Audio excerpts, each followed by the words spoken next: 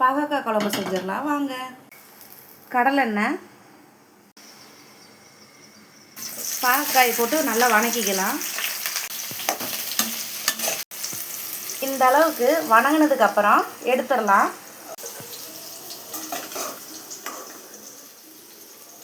இப்போ இந்த குழம்புக்கு ஒரு மசாலா செஞ்சுக்கலாம். சின்ன வெங்காயம், பூண்டு, 2 தக்காளி, 5 காஞ்ச மிளகாய், குழம்புத்தூள் 1½ டேபிள் ஸ்பூன், தேங்காய் 2 டேபிள் ஸ்பூன். மசாலா அரைச்சாச்சு. குழம்பு ரெடி பண்ணிடலாம். எண்ணெய்,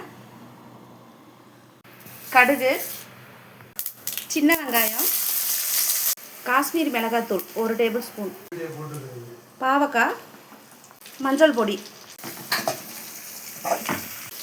அரைச்ச மசாலா. இந்த தண்ணி ஊற்றிக்கலாம். ஒரு நெல்லிக்காய் சைஸ் புளி கரைச்சி வச்சுருக்கிறோம், ஊற்றிக்கலாம்.